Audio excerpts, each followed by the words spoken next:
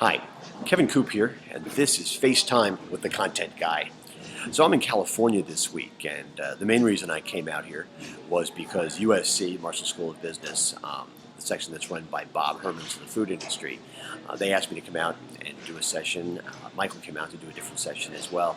And I always love doing that. Spending time in the classroom is one of my favorite things. And in fact, I got to tell you, they run a great program out there. Bob Herman's. If the class is roughly half retailers, half manufacturers, they got great speakers in, not including me, and it's a terrific event. And it's a week long. If you really want to educate your folks, it's a great thing to do. But anyway, my daughter's on break, so I took her with me. We spent a couple of extra days here by the beach, and I'm not in the room right now, mostly because she's 17-year-old. She's still asleep. So I thought I'd come here and share some thoughts. And I was thinking about what to say this morning. And I got to be honest with you, people out here in Southern California are a little cranky. It's like 50 degrees outside. Sometimes it's sunny and sometimes it's not. And, but it's 50 degrees and they expect it to be warmer. And I sort of get this.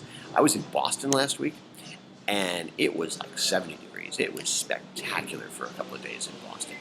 And people here just expect the weather to be better than it is every place else. And when it's not, they get a little cranky. So I was thinking about the fact that they were cranky, and I was trying to decide what to do this morning. And so what I decided to do is this. I decided, because the day after tomorrow is St. Patrick's Day, I'm going to tell you my favorite Irish joke. Okay? And it's only going to be seen by the people who actually watch the video, as opposed to the people who expect it to be in the text, because it's not going to be in the text. Okay? So here is my favorite Irish joke. There once was a priest in Boston. And he was from Ireland, so he was very, very, very, very Irish. And because he was raised in a certain culture, he could not help but have negative feelings about the English. Even though so much of that stuff has gone water under the bridge, he just couldn't help himself. He just maintained these horrible, these dark feelings about the British. And he'd get up in the pulpit every Sunday morning to do the sermon, and he would say something negative about the English. It wouldn't even matter if it had anything to do with anything. He would find a way to slip in a jab, right, about the English. And this went on for some months, even some years. And the parishioners started to get really tired of it. And at some point, they just got fed up, and they sent one of their folks to talk to the bishop. And the bishop calls the priest in. So the bishop calls the priest in. The priest sits down, and he says to him, Father Macaulay, we've gotten some complaints from your parishioners about the fact that you keep saying negative things about the British, and I just don't think it's very seemly. It's not appropriate when you're in the pulpit, and it reflects a personal bias that we don't think should be stated from the pulpit. And Father Macaulay says, "How I don't know what you're talking about. I'm just telling them the truth."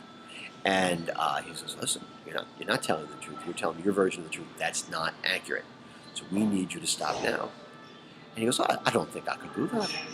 And the bishop says, "Well, you're going to do it, or we're going to take away the right to preach." And he goes, "Hi, you wouldn't do that to an old man, would you?" And they say, "Yes, we would do that to you, because it's just not appropriate. We've got a lot of bad press. We can't afford it anymore." So Father Macaulay, he thinks about it for a moment, and he grudgingly agrees. He's not going to say anything negative about the English. So he goes back to his church. For the next few Sundays, he gets him in the pulpit, and he does his sermon, and he doesn't say anything negative about the English at all.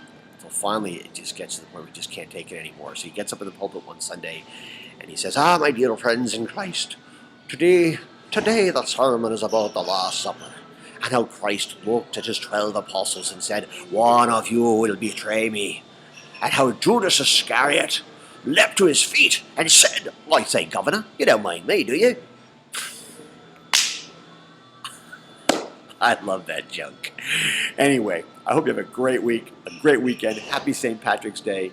Party safely. Have a good time. And we'll see you next week, everybody.